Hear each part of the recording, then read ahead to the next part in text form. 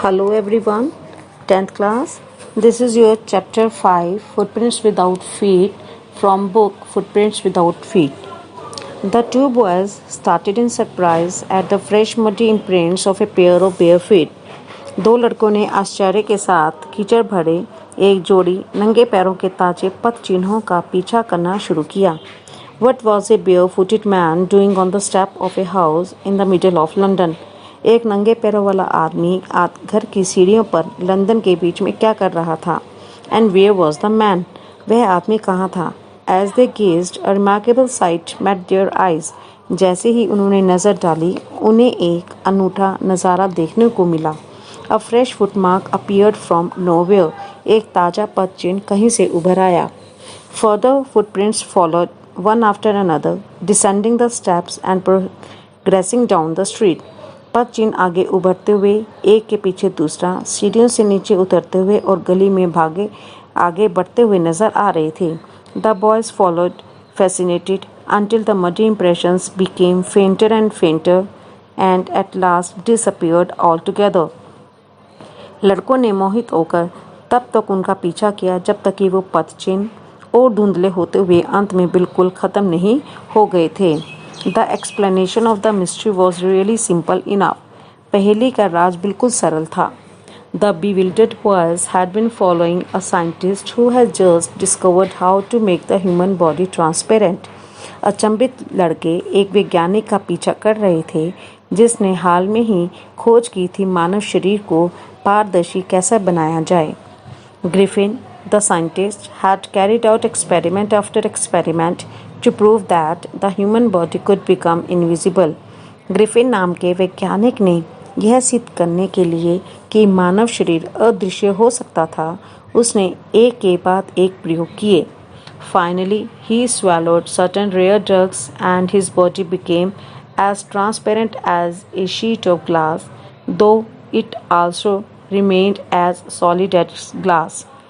अंततः उसने विशिष्ट दुर्लभ दवा निगल ली और उसका शरीर एक शीशे की शीट की तरह पारदर्शी हो गया, यद्यपि यह शीशे की तरह ठोस भी रहा.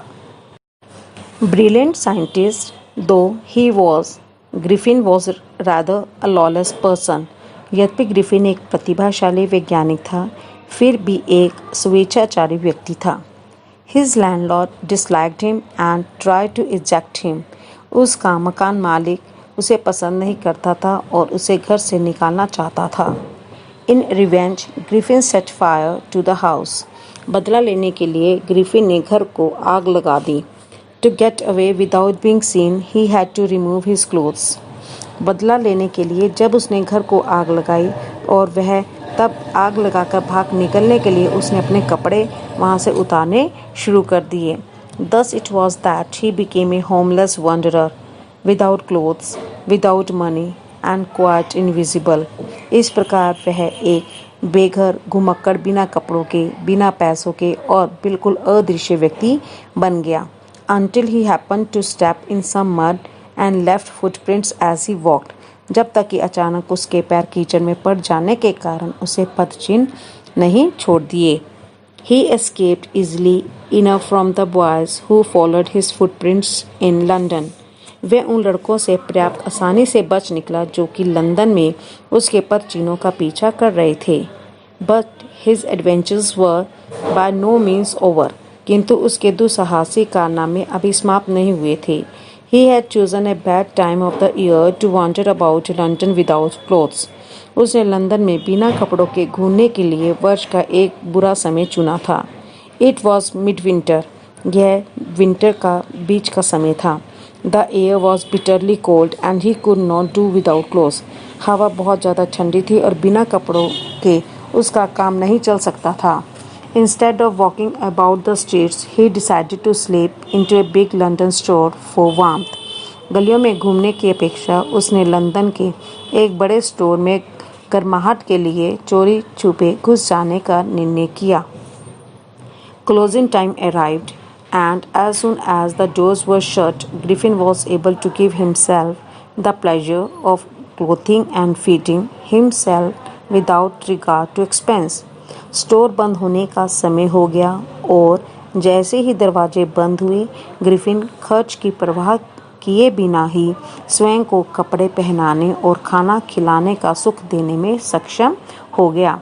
He broke open boxes and wrappers and fitted himself out with warm clothes. उसने ताले तोड़कर बक्से खोल दिए और लिफाफे खोलकर गर्म कपड़े पहन लिए। Soon, with shoes, an overcoat and a wide-brimmed hat, he became a fully dressed and visible person. शीघ्र ही जूतों, एक ओवरकोट और एक चौड़ी किनारी वाली टोपी में वह भली भांति कपड़े पहने हुए पूरी तरह दिखाई देने लगा। In the kitchen of the restaurant, he found cold meat and coffee, and he followed up the meal with sweets and wine taken from the grocery store. Restaurant की रसोई में उसे ठंडा मीट और कॉफ़ी मिल गई और भोजन के बाद उसने किराए की दुकान से मिठाइयाँ खाई और शराब भी P. Finally, he settled down to sleep on a pile of quilts. अंततः लास्टली वह जो रजाइयों के ढेर पर सो गया। If only Griffin had managed to wake up in good time, all might have been well. यदि ग्रिफिन सही समय पर जाग जाता तो शायद सब कुछ ठीक रहता। As it was, he did not wake up until the assistants were already arriving next morning. अगले दिन वह तब उठा जबकि वहाँ काम करने वाले सहायक असिस्टेंट जो है उनका आना शुरू हो गया। When he saw a couple of them approaching, he panicked and began to run. जब उसने उनमें से कई को अपनी ओर आते हुए देखा, वह घबरा गया और भागने लगा। They naturally gave chase. वह उसका पीछा करने लगे। In the end, he was able to escape only by quickly taking off his newly found clothes. अंत में वह अपने हाल में प्राप्त कपड़ों को उतार कर ही उनसे बच सका। So once more he found himself invisible but naked in the chill January air. इसलिए यही बार दोबारा से उसने अपने आप को अदृश्य किया और जनवरी की अत्यंत ठंडी में वह अपने आप को उसने नग्न पाया। This time he decided to try the stroke of a theatrical company in the hope of finding not only clothes but also something that he would hide the empty space above his shoulders. इस बार उसने एक नाटक company के store को आजमाने की सोची। उसे आशा थी कि उसे न केवल कपड़े अपितु उसके कंधों के ऊपर खुली जगह को छुपाने के लिए उसे सब कुछ मिल जाएगा। Shivering with cold, he hurried to Drury Lane, the center of the theatre world. ठंड से कांपते हुए जल्दी से ड्यूरी लेन की ओर गया और थिएटर कंपनी की तरफ बढ़ गया। He found a suitable shop. उसने जल्दी ही उसे उपयुक्त दुकान मिल गई। He made his way invisible upstairs and came out a little later, wearing bandages round his forehead, dark glasses, false nose, big bushy side whiskers and a large hat. अदृश्य रहते हुए सीढ़ियों से चढ़कर उसने अपना रास्ता बनाया और कुछ समय बाद अपने माथे पर पट्टियाँ बांधे, काले चश्मे पहने, नकली नाक, भारी मूछें काली और हैट पहनकर बाहर आया। To escape without being seen, he callously attacked the shopkeeper from behind, after which he robbed him of all the money he could find. बिना देखे बच निकलने के लिए उसने दुकानदार पर पीछे से निर्दयता से हमला किया। इसके बाद उसके पास जितना भी पैसा मिला उसे वह लूटकर ले गया। Eager to get away from crowded London, he took a train to the village of Iping, where he booked 2 rooms at the local inn. भीड़ भरे लंदन से बच निकलने के लिए अधीर होकर उसने आइपिंग गांव के लिए एक ट्रेन पकड़ी, जहां उसने स्थानीय सराय में 2 कमरे किराए पर लिए। The arrival of a stranger at an inn in winter was in any case an unusual event. सर्दी के मौसम में एक अजनबी का सराय में आना किसी भी प्रकार का एक असाधारण घटना थी। A stranger of such uncommon appearance set all tongues wagging. इस प्रकार के असाधारण पहनावे वाले अजनबी को देखकर सभी तरह तरह की बातें करने लगे। Mrs. Hall, the landlord's wife, made every effort to be friendly, मकान मालिक की पत्नी श्रीमती हॉल ने उनके साथ मिस्टर ग्रिफिन के साथ मैत्रीपूर्ण संबंध बनाने की कोशिश करी, but Griffin had no desire to talk and told her, my reason for coming to Iping is a desire for solitude. लेकिन ग्रिफिन की बात करने की कोई इच्छा नहीं थी और उसने उसको कहा, मेरा आइपिंग आने का उद्देश्य अकेले रहने की इच्छा है। I do not wish to be disturbed in my work. मैं अपने काम में दखल पसंद नहीं करूँगा। Besides an accident has affected my face. इसके अतिरिक्त एक दुर्घटना ने मेरे चेहरे को बिगाड़ दिया है। Satisfied that her guest was an eccentric scientist and in view of the fact that he had paid her in advance. इस बात से संतुष्ट होकर कि उसका मेहमान एक सन की वैज्ञानिक था और इस तथ्य को ध्यान में रखकर कि उसने पेशगी किराया दे दिया था, Mrs hall was prepared to excuse his strange habits and irritable temper. Shrimati hall उसकी अजीब आदतों और चिड़चिड़े स्वभाव की उपेक्षा करने को तैयार थी। But the stolen money did not last long, and presently Griffin had to admit that he had no more ready cash. किंतु चुराया गया पैसा अधिक दिन तक नहीं चला और इस समय ग्रिफिन को यह स्वीकार करना पड़ा कि उसके पास और अधिक जो है नकदी नहीं थी। He pretended, however, that he was expecting a check to arrive at any moment. यद्यपि उसने बहाना बनाया कि एक चेक किसी भी क्षण आ सकता है। Shortly afterwards, a curious episode occurred. इसके शीघ्र बाद ही एक अनोखी घटना घटी। Very early in the morning, a clergyman and his wife were awakened by noises in the study. बहुत सुबह एक पादरी और उसकी पत्नी स्टडी रूम से शोर सुनकर जाग गए। Creeping downstairs they heard the chink of money being taken from the clergyman's desk. सीढ़ियों से नीचे उतरते समय उन्होंने पादरी को मेज से पैसे के लिए जाने की आवाज़ सुनी। Without making any noise and with a poker gripped firmly in his hand, the clergyman flung open the door. बिना कोई आवाज़ किए और हाथ में मजबूती से एक पोकर के लिए पादरी ने जोर से दरवाज़ा खोला। सरेंडर कि मुझे सरेंडर कर दो। कौन है रूम में कि सरेंडर कर दो अपने आप को। Then to his amazement he realized that the room appeared to be empty. वह तब आश्चर्यचकित रह गया जब उसने अनुभव किया कि कमरा खाली दिखाई दे रहा था। He and his wife looked under the desk and behind the curtains and even up the chimney. उसने और उसकी पत्नी डेस्क के नीचे, पर्दों के पीछे और यहाँ तक कि चिमनी में भी देखा। There wasn't a sign of anybody. वहाँ किसी के भी होने का कोई साइन नहीं मिला।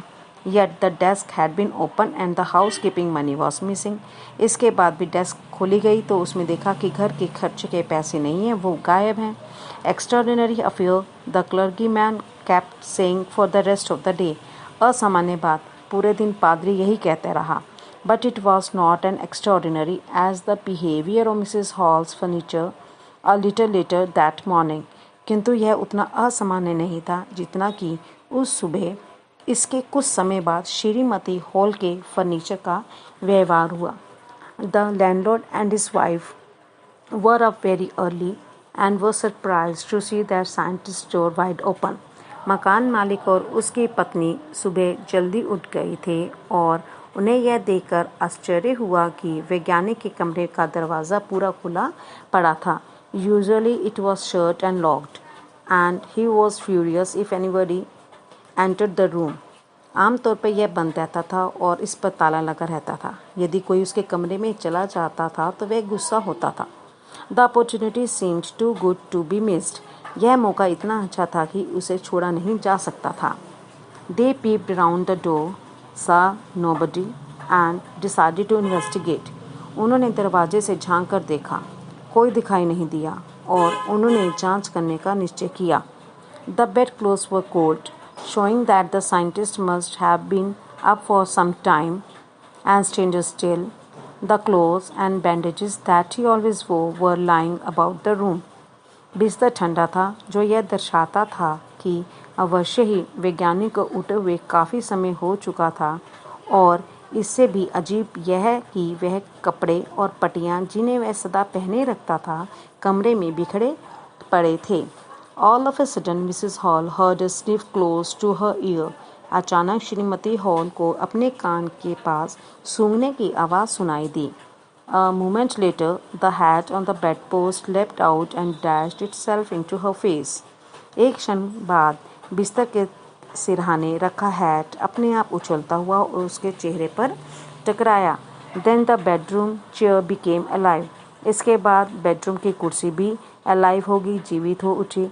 Springing into the air, it charged straight at her, legs foremost. हवा में उछलते हुए सीधे टांगे आगे करके उसकी ओर बढ़ी। As she and her husband turned away in terror, the extraordinary chair pushed them both out of the room and then appeared to slam and lock the door after them. जैसे ही वह और उसका पति डर कर मुड़े, इस असाधारण कुर्सी ने उन दोनों को कमरे से बाहर धकेल दिया और तब यह उनके बाहर जाने के बाद दरवाज़ा बंद करके ताला लगाती हुई प्रतीत हुई। Mrs hall almost fell down the stairs in hysterics. Shrimati hall मूर्छित होकर सीढ़ियों में लगभग ही गिर गई थी। She was convinced that the room was haunted by spirits and that the stranger had somehow caused these to enter into her furniture. उसे विश्वास था कि कमरे में आत्मा का निवास था और अजनबी ने किसी प्रकार उस आत्मा को अपने फर्नीचर के अंदर एंटर कर लिया है। My poor mother used to sit in that chair, she moaned. मेरी बेचारी माँ उस कुर्सी पर बैठा करती थी, वह सिसक कर कहने लगी। To think it should rise up against me now. यह सोचकर वही अब मेरे विरुद्ध उठ खड़ी हुई है। The feeling among the neighbors was that the trouble was caused by witchcraft. पड़ोसियों का मानना था कि यह समस्या किसी जादू टोने से पैदा हुई है। But witchcraft or not, when news of the burglary at the clergyman's home became known, the stranger scientist was strongly suspected of having had a hand in it. किंतु जादू टोना था या नहीं, जब पादरी के घर में लूट का समाचार पता चला तो अजीब वैज्ञानिक का इसमें हाथ होने की शंका सबकी तेज हो गई। Suspicions grew even stronger when he suddenly produced some ready cash, though he had admitted not long before that he had no money. संदेह और भी गहरा हो गया जब उसने अचानक कुछ नकदी पेश की, जबकि उसे यह स्वीकार किए अधिक समय नहीं हुआ था उसके पास पैसे नहीं थे। The village constable was secretly sent for. गांव के सिपाही को गुप्त रूप से बुलावा भेजा गया। Instead of waiting for the constable, Mrs. Hall went to the scientist, who had somehow mysteriously appeared from his empty bedroom. सिपाही के आने की प्रतीक्षा करने की बजाय श्रीमती हॉल वैज्ञानिक के पास गई, जो कि किसी प्रकार रहस्यमयी रूप से खाली शयन कक्ष से प्रकट हुआ। I want to know what you have been doing to my chair upstairs, she demanded. मैं जानना चाहती हूँ कि तुम ऊपर मेरी कुर्सी के साथ क्या करते रहे हो, उसने पूछा। And I want to know how it is you came out of an empty room and how you entered a locked room. और अंत में जानना चाहती हूँ कि तुम एक खाली कमरे में से बाहर कैसे आए और एक ताला बंद करने में तुम अंदर कैसे गए। The scientist was always quick-tempered. Now he became furious. वैज्ञानिक को सदैव ही जल्दी गुस्सा आ जाता था और वह गुस्सा हो गया। You don't understand who or what I am, he shouted. तुम नहीं समझती कि मैं कौन क्या हूँ, वह चिल्लाया। Very well, I will show you. बहुत अच्छा, मैं तुम्हें दिखा दूंगा। Suddenly he threw off bandages, whiskers, spectacles and even nose. अचानक उसने पट्टियाँ, गुलमुच्छे अपनी, चश्मे और यहाँ तक कि नाक भी उतार फेंकी। It took him only a minute to do this. उसे ऐसा करने में केवल 1 ही मिनट लगा। The horrified people in the bar found themselves staring at a headless man. बार में डरे हुए लोगों ने अपने आप को एक बिना सिर के आदमी की ओर घूरते हुए पाया। Mr. Jeffers, the constable, now arrived and was quite surprised to find that he had to arrest a man without a head. अब सिपाही जो श्रीमान जेफर्स थे पहुंच गए और यह देखकर बहुत हैरान हुआ कि उसे एक बिना सिर के आदमी को गिरफ्तार करना था। But Jeffers was not easily prevented from doing his duty. किंतु जेफर्स को अपना कर्तव्य निभाने से इतनी आसानी से नहीं रोका जा सकता था। If a magistrate's warrant ordered a person's arrest, then that person had to be arrested with or without his head. यदि किसी न्यायाधीश ने किसी आदमी की गिरफ्तारी का वारंट जारी किया हो तो उसे उस आदमी को गिरफ्तार करना ही पड़ता था, जैसे चाहे उसका सिर हो या ना हो। There followed a remarkable scene as the policeman tried to get hold of a man who was becoming more and more invisible as he threw off one garment after another. जैसे ही सिपाही ने उस आदमी को पकड़ने का प्रयास किया जो कि एक के बाद दूसरा कपड़ा उतारते हुए अधिक से अधिक अदृश्य होता जा रहा था, वहाँ एक असाधारण दृश्य पैदा हुआ। Finally, a shirt flew into the air, and the constable found himself struggling with someone he could not see at all. अंत में एक कमीज हवा में उड़ी और सिपाही ने अपने आप को एक ऐसे आदमी से संघर्ष करते पाया जिसे वह बिल्कुल भी नहीं देख सकता था। Some people tried to help him, but found themselves hit by blows that seemed to come from nowhere. कुछ लोगों ने उसकी सहायता करने की कोशिश की, किंतु उन्हें घूंसे की मार खानी पड़ी जो उन्हें पता था कि वह कहाँ से आ रहे थे। In the end, Jeffers was knocked unconscious as he made a last attempt to hold on to the unseen scientist. अंत में जब जेफर्स ने अदृश्य वैज्ञानिक को पकड़ने का एक अंतिम प्रयास किया तो उसे भी मुक्का मारकर बेहोश कर दिया गया। There was nervous, excited cries of hold him. वहाँ घबराहट भरी उत्तेजना में आवाज़ें थी, उसे पकड़ो। But this was easier said than done. किंतु यह कहना आसान था और करना बहुत मुश्किल था। Griffin had shaken himself free and no one knew where to lay hands on him. Griffin ने स्वयं को आज़ाद कर लिया और कोई नहीं जानता था कि उसे पकड़ने के लिए कहाँ हाथ डाले। Thank you.